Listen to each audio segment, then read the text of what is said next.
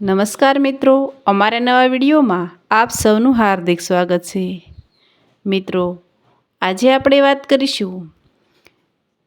હીરાબહેન આજે ખૂબ જ ખુશ હતા, કારણ કે હજુ ગઈકાલે જ તેના પુત્રના લગ્ન એકદમ સુખેથી સંપન્ન થઈ ગયા હતા.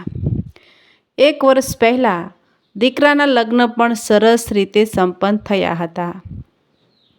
દીકરી તેના સાસરીમાં સુખી હતી અને આજે દીકરાના લગ્ન પણ કુશળતાથી સંપન્ન કરીને પોતે જાણે ભાર ઉતરી ગયો હોય એવું મહેસૂસ કરી રહ્યા હતા અને હળવા થઈને બેઠા હતા.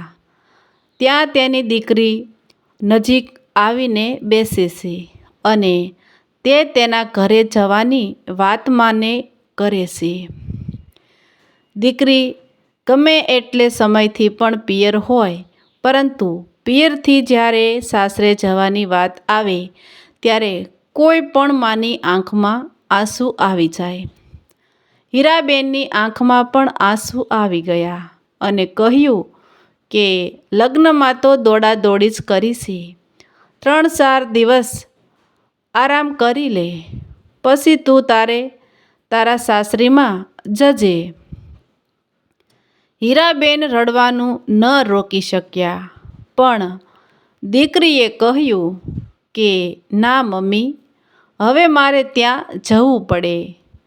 ત્યાં પણ મારી જવાબદારી છે અને એ લોકોએ આટલા દિવસ તો ચલાવ્યું, હવે હું આજે મારા ઘરે જઈશ. એમ કહીને હીરાબેનના હાથમાં એક કવર આપ્યું અને કહ્યું કે તું એકલી હોય ત્યારે આ કવર ખોલીને નિરાંતે વાંચજે અને વિચારજે, અને સાસુ લાગે તો આનો અમલ પણ કરજે. સાંજે વહુ દીકરો બહાર ફરવા માટે ગયા ત્યારે હીરાબેને એક કવર ખોલ્યું અને વાંચવા માંડ્યા. માં, હું ખૂબ જ ખુશ છું કે એક માતામાંથી તમે આજે એક સાસુ પણ બની ગયા. આમ તો મારા લગ્ન પછી પણ સાસુ બની ગયા હતા, પણ એક દીકરીની વિદાય કરીને, પરંતુ આજે તો ઘરમાં એક વહુ લાવીને સાસુ બન્યા છો. આપ એક સારી મા છો અને મને વિશ્વાસ છે કે સારી માતાની સાથે સાથે સારી સાસુ પણ તમે બની રહેશો. તો પણ મને કેટલીક વાતો એવી હોય છે કે જે મને કહેવાનું મન થાય છે. મને ખબર હતી કે લગ્ન પહેલાંની તૈયારીમાં હું આ વાતની ચર્ચા એકાંતમાં કરી નહીં શકું, એટલે એક કાગળમાં લખીને આપ્યું છે.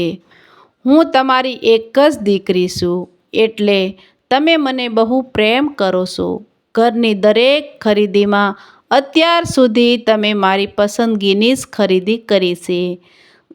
ઘરના પડદા ચાદર હોય કે ઘરમાં કલર કરવાનો હોય કે સાડી કે દાગીના લેવાના હોય, બધી જગ્યાએ મારી જ પસંદગી અને મને ગમતી વસ્તુની જ ખરીદી કરી છે. મારા લગ્ન થયા પછી પણ કંઈ ખરીદી હોય તો પણ મારી રાહ જોવાતી હોય અને હું આવું પછી જ કામ આગળ ચાલે.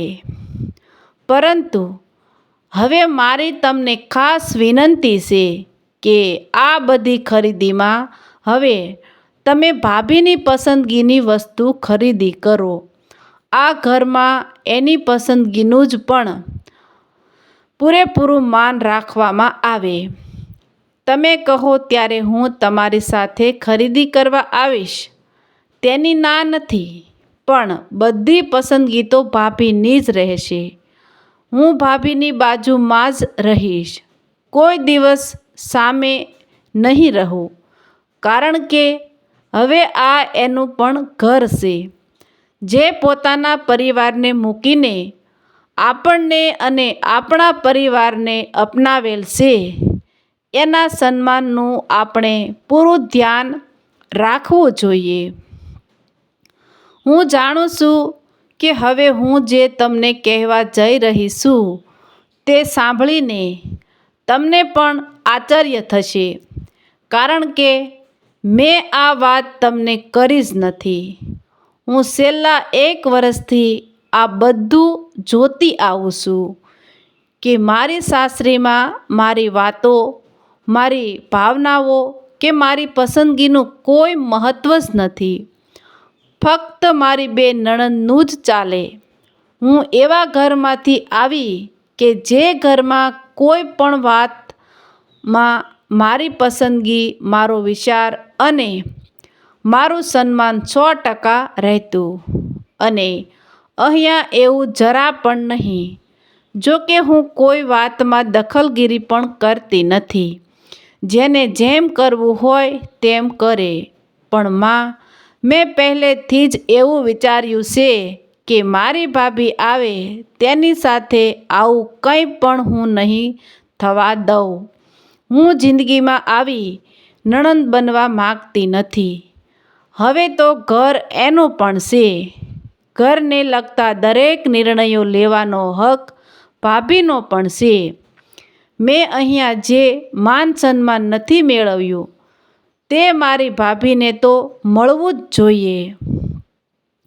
બસ આટલું જ કહેવાનું હતું મમ્મી, તમારી લાડલી દીકરી.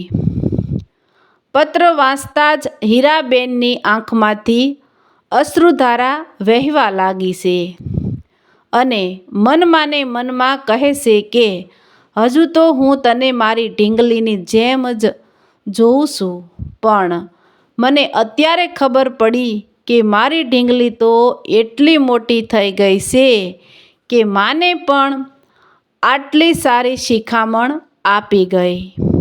અને મારી વહુને ક્યારેય ઓછું ના આવે અને એનું પણ માન સન્માન જળવાઈ રહે. અને મનમાને ને દીકરીને અને વહુને આશીર્વાદ દેતા દેતા સોફા ઉપર જ સૂઈ જાય છે. જો આ સ્ટોરી તમને પસંદ પડી હોય તો દરેક લોકો જોડે શેર કરજો. મિત્રો, આવા જ નવા વિડીયો જોવા માટે અમારી ચેનલ લાઇક, શેર અને સબસ્ક્રાઈબ કરજો. વિડીયો સાંભળવા બદલ ખૂબ ખૂબ ધન્યવાદ. તો મિત્રો, મળશું એક નવા વિડીયો સાથે. ત્યાં સુધી આવજો.